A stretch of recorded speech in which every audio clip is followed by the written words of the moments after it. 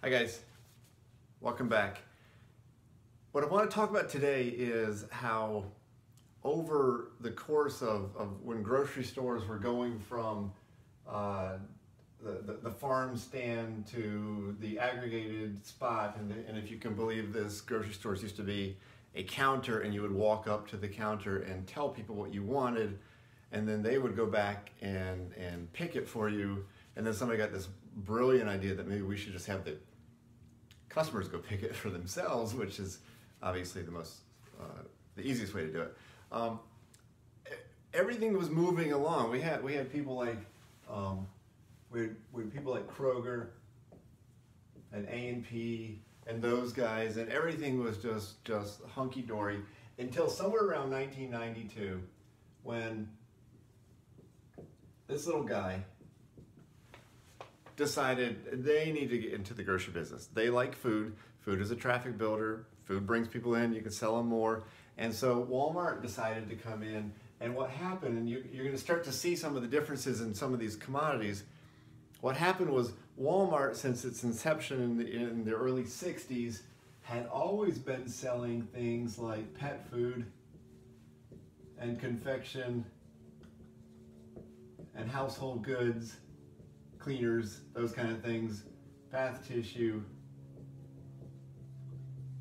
And so even today, what you're going to find is that these categories, most customers trust that these categories are better priced at Walmart or Target, or maybe Kmart, but Walmart and Target, then better priced there than at a grocery store.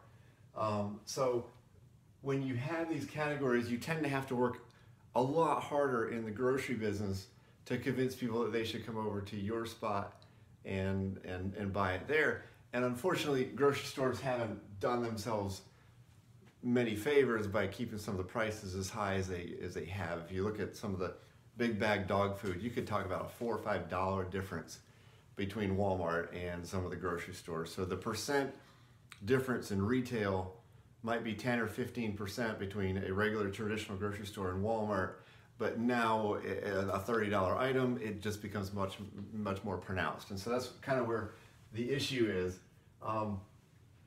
And what happened is these guys, Walmart, Target, the guys that got into the business, were really good at logistics, which is really why they existed.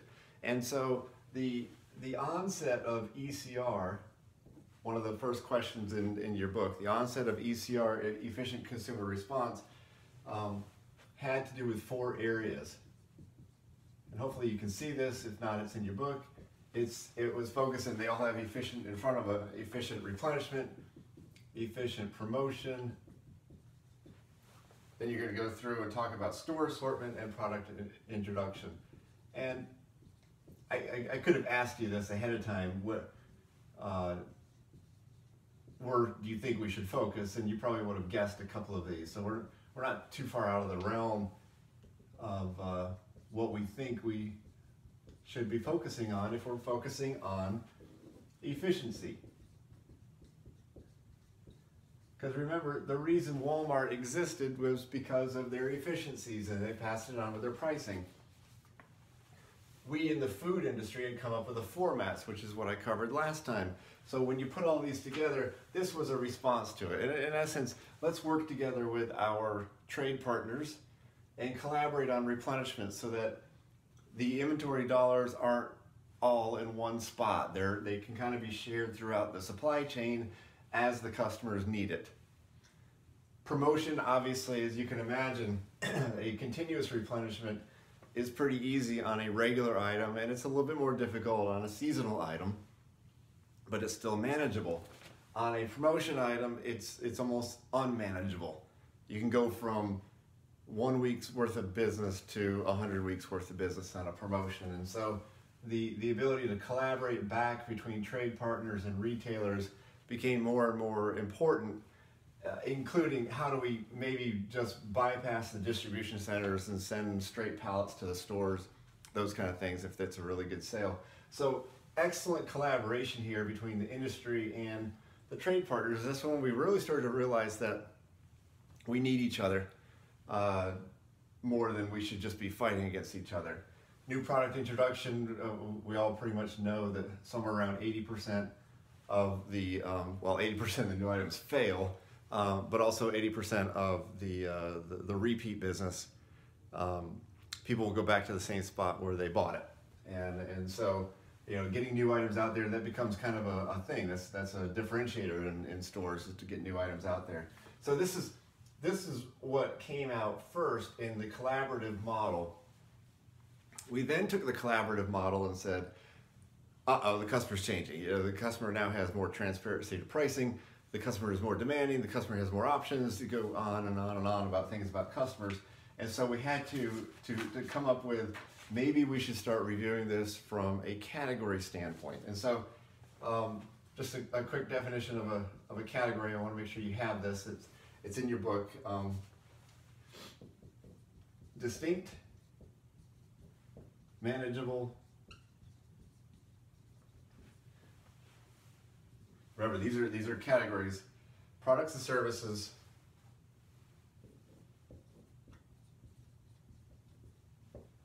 that a customer sees as interchangeable. It's a big deal. We on the food side may see something as interchangeable, but the customer doesn't see it as interchangeable. So your answer to that one is, a category is distinct and manageable products and services that the customer sees as interchangeable. This is going to be a big deal when we start defining our categories, and to see whether or not it's interchangeable, especially when you consider if I'm out of an item, or if I take an item off of my assortment because I'm trying to make an efficient assortment. Will a customer walk, or will they buy a substitute? And so you have to start understanding how interchangeable items are. And then category management, let's look, we can put it right here. You know, this is obviously the entire course. The category management,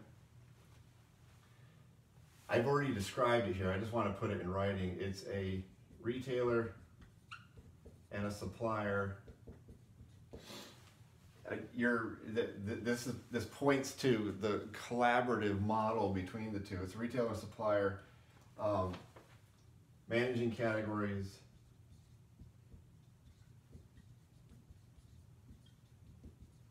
as business units. And a little description on that one, because this part isn't in the book.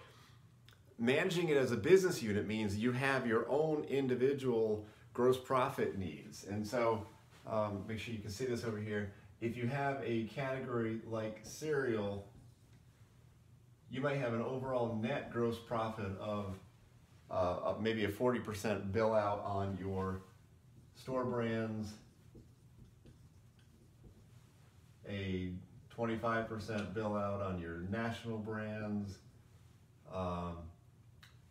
and then of course your profit mix will come through. Maybe overall you need to turn in a 25% overall gross profit,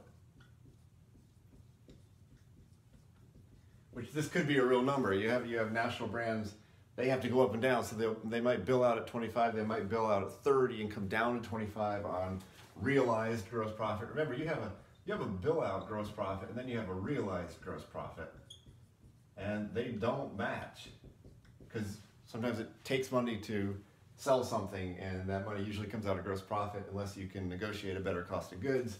Sometimes you can, sometimes you can't, which of course, now you can go back to this efficiency, and maybe you can send full pallet modules to the stores instead of bringing them through the warehouse and cross-docking them, or even racking them and then pulling them back out. So you can put in a whole bunch of different tactics that'll go around efficiencies that will increase your gross profit. So, so why is this? Well, you have a competitive pressure. So if you're looking for your responses for the Chapter 1 quiz, you have consumer changes. I just talked about that.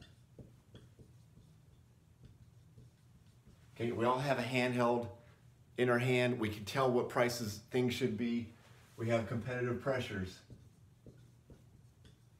Obviously, Walmart and Target are competitive pressures that we need to make sure that we're on top of. Efficiency, needs, of course, and then IT developments.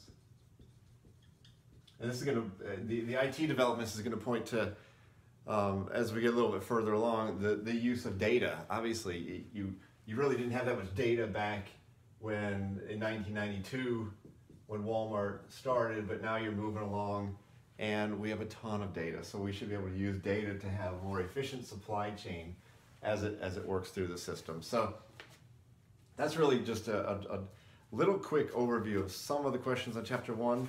The rest of them we will be covering at a later date. Have a super day.